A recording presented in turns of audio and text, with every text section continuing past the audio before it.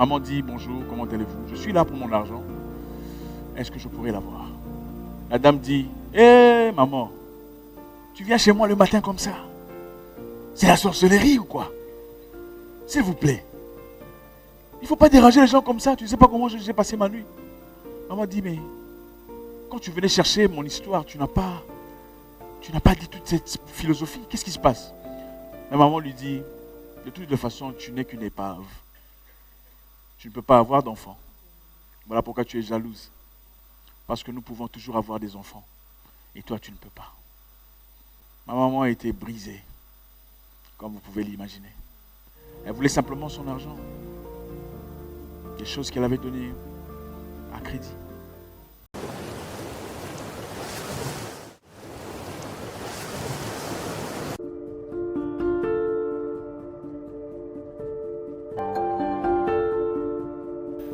Ça fait vraiment plaisir d'être là avec vous ce soir. Une journée, une soirée que je n'oublierai probablement jamais de toute ma vie. Vous m'entendez bien là? Sans problème? Waouh! Partagez cette place aujourd'hui avec ces personnes qui m'ont précédé pour moi est particulièrement saisissant parce que vous le découvrirez pourquoi. Aujourd'hui, je vais partager avec vous ce que j'ai vécu dans ma vie personnelle. Et j'espère que chacun d'entre nous en tirera quelque chose. En 1981, une femme africaine, une entrepreneure, courageuse, battante, travailleuse, s'apprêtait à aller faire le tour de ses entreprises. Entreprises, donc, petites, des commerces. Elle était très enceinte, 5 mois de grossesse, prête à partir dans sa VW ou Volkswagen, la petite coccinelle, pour ceux qui connaissent. Qui connaît la coccinelle, Volkswagen? Voilà. Donc à l'époque, c'était une voiture de luxe. Okay? Elle prit sa voiture et se dirigeait vers ses entreprises pour faire le check-in, pour voir un peu ce qui se passait, ne sachant pas que ce jour-là serait le jour qui changerait sa vie pour toujours. À l'arrivée au coin de la rue,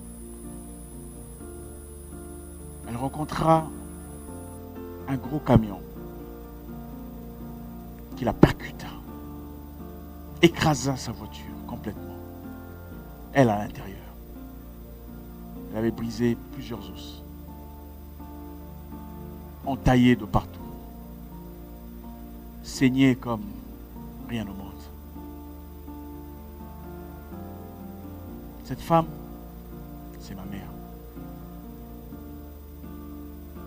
Envoyée à l'hôpital, il fallait faire un avortement. 5 mois de grossesse, on ne pouvait pas faire grand-chose. C'était le moment le plus obscur de sa vie. Et à côté d'elle, il y avait mon père, Mwekassa, qui n'avait pas cessé d'être la personne qu'il fallait auprès d'elle, malgré tout ce que le monde pouvait dire.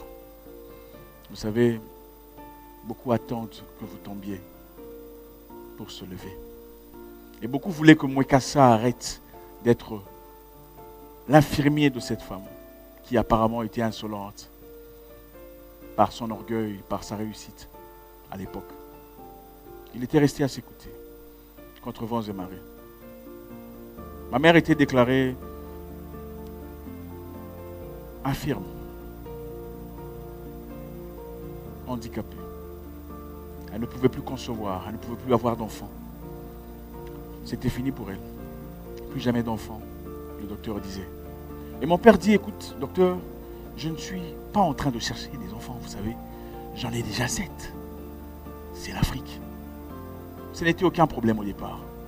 Mais vous savez, en Afrique, en tant qu'entrepreneur, pour avancer, quelquefois, il faut donner des crédits à ses voisins, à ses clients, espérant qu'ils vous payent à la fin du mois. C'était le cas pour ma mère. Mais à sa sortie de l'hôpital, elle était obligée d'aller justement chercher à avoir l'argent qu'on lui devait. Mais en ce moment-là, ce n'était plus la femme forte qu'elle était. Ce n'était plus la femme imposante. Ce n'était plus la femme que tout le monde craignait. C'était celle qu'on appelait une handicapée. Arrivée chez une de personnes précisément, Maman dit, bonjour, comment allez-vous? Je suis là pour mon argent. Est-ce que je pourrais l'avoir? La dame dit, hé maman, tu viens chez moi le matin comme ça? C'est la sorcellerie ou quoi? S'il vous plaît. Il ne faut pas déranger les gens comme ça. Tu ne sais pas comment j'ai passé ma nuit. Maman dit, mais quand tu venais chercher mon histoire, tu n'as pas dit toute cette philosophie. Qu'est-ce qui se passe? La maman lui dit, de toute façon, tu n'es qu'une épave. Tu ne peux pas avoir d'enfant. Voilà pourquoi tu es jalouse. Parce que nous pouvons toujours avoir des enfants. Et toi, tu ne peux pas. Ma maman a été brisée, comme vous pouvez l'imaginer. Elle voulait simplement son argent. Des choses qu'elle avait données à crédit. Une épave incapable de produire, inégale aux autres femmes. À quoi pouvait bien-elle servir? Elle pleurait. Elle pleurait. Et mon père essayait de la consoler, comme d'habitude. Maman pleurait, elle était détruite. Moi, une épave aujourd'hui. Une femme brave comme moi. Une femme indépendante. On m'appelle épave parce que j'ai besoin de mon argent. Elle priait, elle voulait un autre enfant. Elle était décidée. Elle voulait prouver au monde qu'elle n'était pas une épave. Quelques années plus tard, elle découvrit qu'elle était enceinte. Elle dit à mon père, Makassa, je crois que je suis enceinte. Makassa dit, mais tu ne peux pas être enceinte. Ça ne va pas, on doit aller voir le docteur. C'est dangereux pour toi. Mes parents dirent, ok, d'accord, on va dormir ce soir. Demain, on va voir le docteur pour faire l'avortement. Cette soirée-là, maman eut un rêve. Et dans son rêve, il y avait un jeune homme, courageux, brave, à ses côtés. Elle ne comprenait pas qui était cet homme. Maman était au marché en train d'acheter à manger. Et pendant qu'elle achetait à manger, elle se rendit compte qu'elle avait acheté beaucoup de provisions. Elle ne pouvait pas porter ça toute seule. Elle avait donc besoin d'aide. Et ce jeune homme fort l'approcha et dit, bonjour maman, tu as besoin d'aide? Je peux t'aider, tu sais. Il dit, vas-y mon fils, aide-moi. Le jeune homme prit les sachets et commença à marcher avec ma mère. Pendant qu'il marchait, il dit à ma maman, si tu es fatigué, tu peux tenir mon bras et marcher avec moi. Ils marchaient ensemble. Arrivé à la maison, maman dit, merci infiniment, tu peux poser les sachets sur la table. Il posa les sachets sur la table et il dit, merci, je dois partir. Et ma mère lui dit, mon garçon, tes parents doivent vraiment être heureux de t'avoir. Mais avant de partir, dis-moi, quel est ton nom? Le jeune homme me regarda et dit, mon nom est Zacharie. Zacharie? Merci Zacharie. Zacharie, c'est moi. Et le monde m'appelle Zach. Maman regarda son mari et dit, Makassa, réveille-toi. Je ne ferai plus d'avortement. Mon fils, c'est un garçon, je sais. Il sera brave. Et son nom est Zacharie.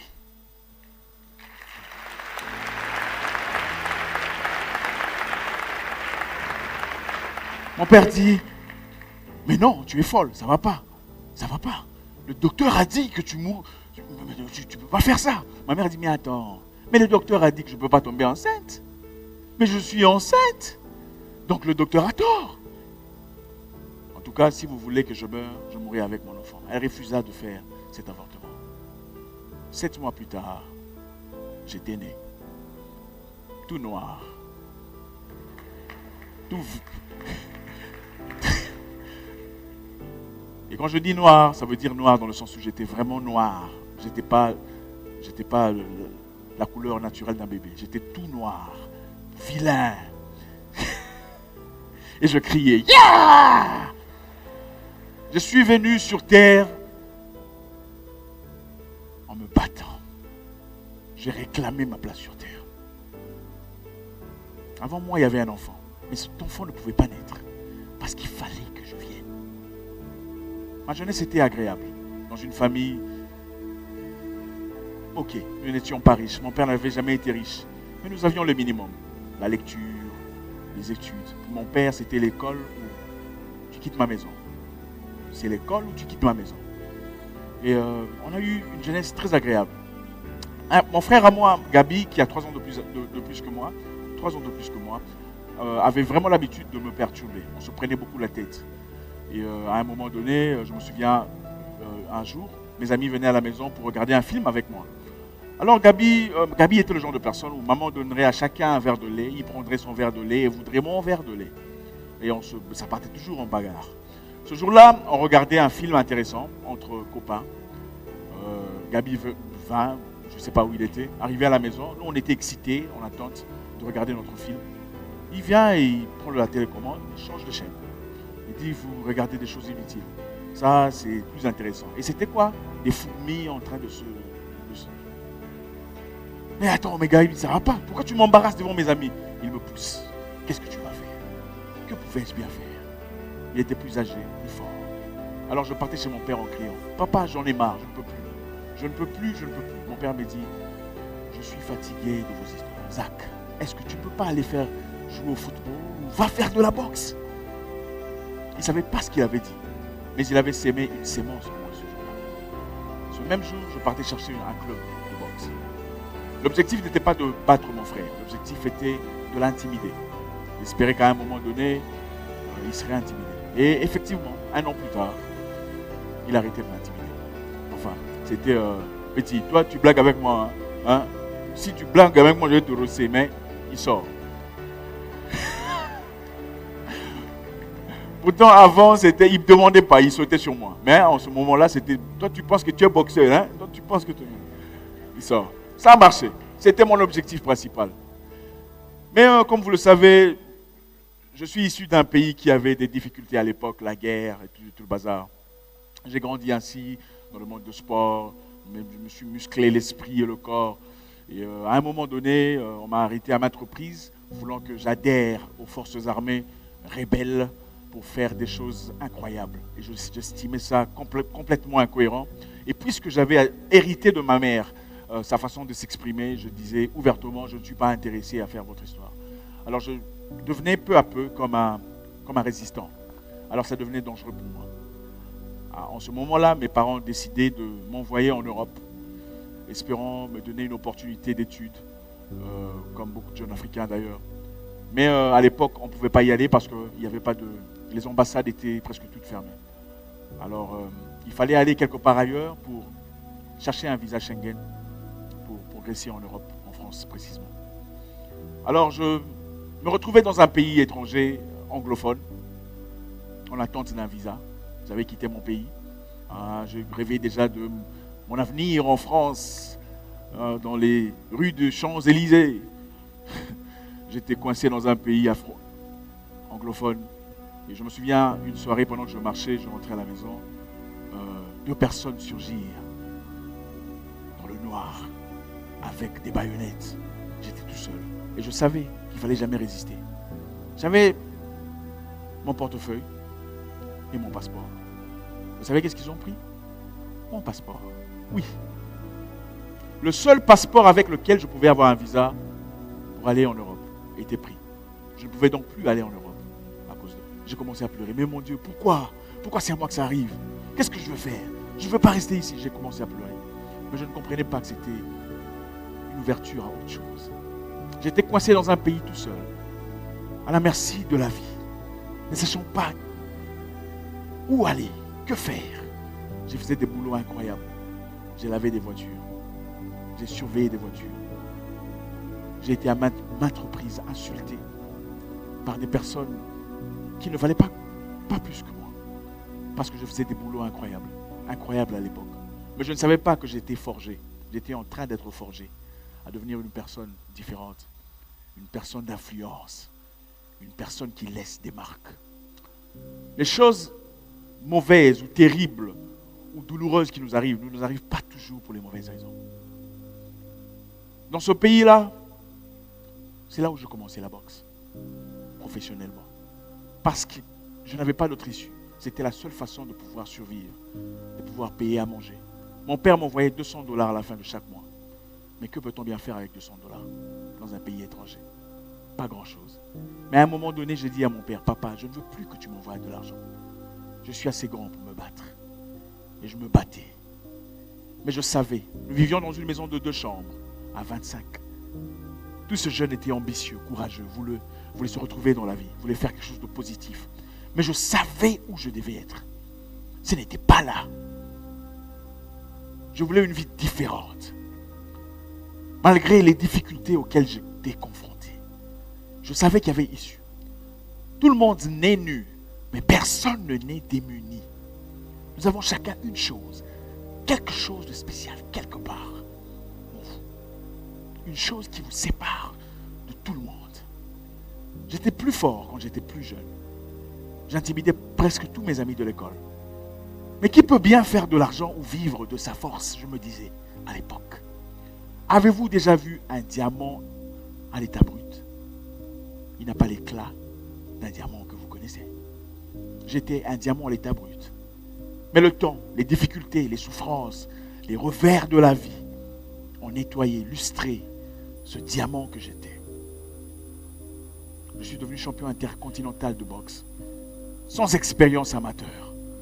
Beaucoup font 100 combats, 200 combats amateurs avant de devenir professionnel, ayant toute l'expérience possible. Je n'ai jamais connu ce monde. Je suis entré dans le monde professionnel et j'ai commencé à bombarder ces professionnels.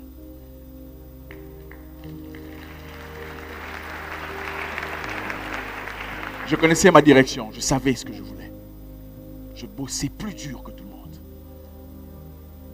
Champion intercontinental, imbattu. Je suis parti en Europe signer un gros contrat. On m'a dit, Isaac, le contrat est prêt, mais nous voulons que tu rentres faire un combat. Après ce combat, tu signeras le gros contrat. J'ai dit, il n'y a pas de souci. Qui peut me battre? Je suis rentré, mais ce moment-là, j'avais complètement négligé les choses qui m'avaient mis à cette place, les choses qui m'avaient bâti, l'entraînement, la sérieuxité. Parce que l'argent coulait à flot comme un jeune homme de 24 ans à l'époque. Je faisais comme tout le monde, je voulais faire comme tout le monde, je voulais aller m'amuser, je voulais aller en boîte, je voulais avoir autour de moi des jolies fleurs. Et bien c'était justement là que je commençais à tomber. Mon adversaire était un gars avec un gros ventre. Donc vous savez, nous avons tendance à penser que pour être fort, il faut avoir des gros muscles. Le monsieur avait un gros ventre. Je me disais, mais c'est grave. Ça, c'était de l'argent facile, emmenez-le.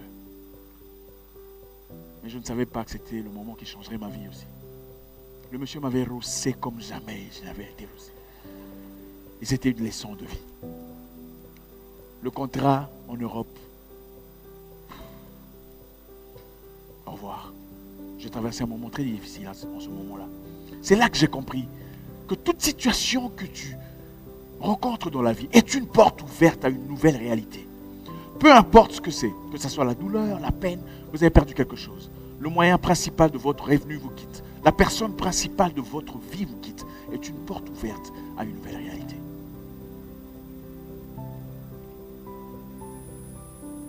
La vie m'a donné une nouvelle chance. Comme vous l'avez vu, je suis allé dans un terrain complètement étranger pour devenir champion du monde, encore une fois. Chose qui n'avait encore jamais été réalisée par une personne. Champion de boxe, champion de kickboxing. Deux disciplines totalement différentes. C'est l'esprit qui gère tout. C'est l'esprit qui décide où tu vas. 35 ans plus tard, je regarde. Qu'est-ce que je réalise?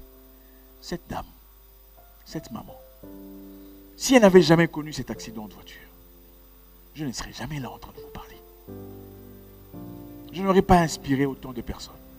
Je n'aurais pas apporté cette positivité que j'inspire au travers le monde aujourd'hui.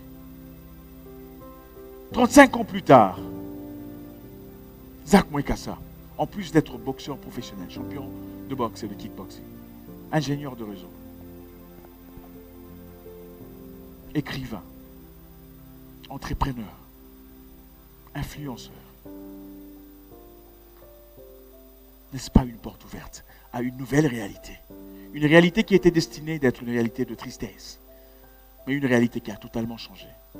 Aujourd'hui, je voudrais célébrer ma mère, cette femme autrefois handicapée, parce qu'elle ne l'est plus, qui à travers la douleur qu'elle a connue, j'ai pu connaître cette terre. Mon nom est Isaac Mwekassa, le guerrier noir, votre frère.